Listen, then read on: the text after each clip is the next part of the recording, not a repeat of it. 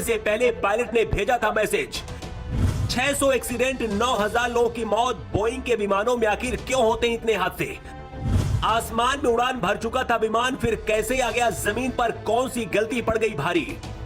अगर एक गलती ना होती तो सबकी जिंदगी बच जाती। क्या जानबूझकर सभी यात्रियों को मरने के लिए छोड़ दिया गया? अहमदाबाद में प्लेन क्रैश होने से पहले पायलट ने मैसेज भेजा था। उस मैसेज में जो बताया गया था उसने सिस्टम को फिर से बेनकाब कर दिया है। जब इस विमान की सुरक्षा को लेकर पहली कई बार चिंताएं जताई जा चुकी हैं और दुनिया भर में से उड़ानों से 3 महीने के लिए रोक भी दिया गया था, तो फिर इसे भारत की बड़ी फ्लाइटों में उड़ान भरने के लिए क्यों इस्तेमाल किया जा रहा था? क्या सिर्फ कुछ लोगों के फायदे के लिए इतने लोगों की जिंदगी को दांव पर लगा दिया गया?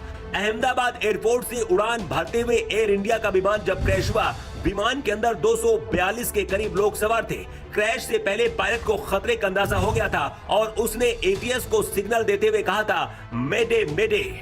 किसी भी फ्लाइट में मेडे कॉल एक इमरजेंसी मैसेज होता है जो पायलट उस वक्त देता है जब विमान किसी गंभीर संकट में हो या फिर यात्रियों या फिर क्रू की जान खतरे में होती है। जैसे विमान का इंजन फेल हो जाना, विमान में आग लग जाए, हवा में टकराने का खतरा हो या फिर हाईजैक हो जाए प्लेन, तो ऐसी स्थिति में पायलट ये सिग्नल एटीएस को भेजता है। लेकिन एटीएस सिग्नल मिलने के बाद भी कोई मदद नहीं कर पाया।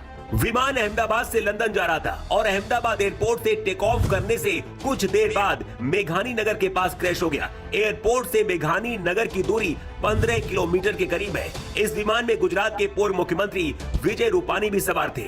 एयर इंडिया का ये प्लेन डॉक्टरों के हॉस्टल पर जा गिरा और फंस गया। तस्वीर में भी आप इसे देख सकते हैं कि कैसे अस्पताल की बिल्डिंग में ये प्लेन फंसा हुआ है।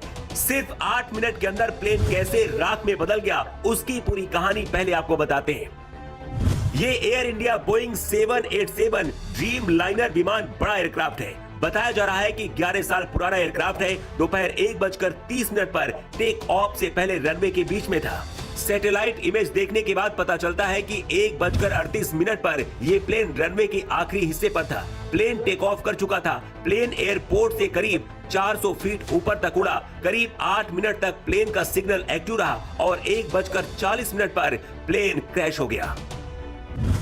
एयर इंडिया का जो विमान क्रैश हुआ है 2020 से 2022 के बीच बोइंग 7878 की मैन्युफैक्चरिंग क्वालिटी पर सवाल उठ चुके हैं। विमान की चौड़ी बॉडी को कई हिस्सों में बनाकर जोड़ा जाता है। इस दौरान रिपोर्ट्स में खुलासा हुआ कि कुछ विमानों में बॉडी के जोड़ ढीले हैं, उनके पैनल्स के बीच गैप रह गए थे और कार्बन फाइबर हिस्से ठीक से फिट नहीं हुए थे। इसके बाद FAA को भी कई बार दखल देना पड़ा और बोइंग को अस्थायी रूप से डिलीवरी रोकनी पड़ी थी। अप्रैल 2024 में बोइंग के एक वरिष्ठ इंजीनियर ने न्यूयॉर्क टाइम्स को दिए गए अपने एक इंटरव्यू में दावा किया था कि ड्रीम लाइनर की बॉडी के कई हिस्से हवा में टूट सकते हैं क्योंकि उन्हें जोड़ने की प्रक्रिया में बदलाव किया गया है। उन्होंने ये भी बताया था कि बॉडी के टुकड़े ठीक से फिट नहीं होते हैं, जिससे स्ट्रक्चरल वीकनेस पैदा हो जाती है। हालांकि बोइंग ने पहले इस दावे को तो स्वीकार कर लिया था, लेकिन बाद में इसे खारिज कर दिया था और विमान को पूरी तरह से सुरक्षित बता दिया था। ड्रीम लाइनर 7878 में पारंपरिक हाइड्रोजन सिस्टम की बजाय इलेक्ट्रिक मोटर्स का अधिक उपयोग किया गया है, जिससे इलेक्ट्रिकल फेलियर, सॉफ्टवेयर गड़बड़ियां, विंडशील्ड में दरार, इंजन फेलियर और फ्यूल लीक जैसी घटनाएं सामने आई हैं। 2024 में जापान की ANA एयरलाइंस की एक फ्लाइट में हाइड्रोजन ऑयल लीक हुआ था, जिससे विमान को रनवे पर रोकना पड़ा था।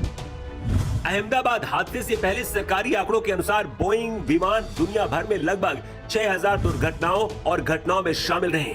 इनमें से 415 घातक थी और 9000 से अधिक लोगों की मौत हो चुकी है। दुनिया भर में फ्लाइट वाले हजारों यात्री विमानों में से कम 4000 से ज्यादा विमान बोइंग 737-800 है। अहमदाबाद में प्लेन क्रैश क्यों हुआ, इसके लिए अंदाजा लगाया जा रहा है फिलहाल कि लैंडिंग गियर ठीक से शायद बंद नहीं हुआ होगा, क्योंकि एक पहिया एक बिल्डिंग में फंसा दिख रहा है, जिसका मतलब है कि प्लेन में बैलेंस प्रॉब्लम की वजह से हादसा हुआ होगा। असली वजह पूरी रिपोर्ट आने के बाद पता चलेगी, लेकिन इस हादसे में 100 से ज्यादा लोगों के मारे जाने की आशंका जताई जा रही है। विमान ज्यादा ऊंचाई पर नहीं था, लेकिन इसके बाद भी अगर पायलट के मदद मांगने पर वक्त रहते ATC मदद कर पाता तो शायद कुछ लोगों की जिंदगी बच सकती थी। वैसे इस हादसे के लिए आप किसे जिम्मेदार मानते हैं? कमेंट बॉक्स पर लिखकर जरूर बताएं।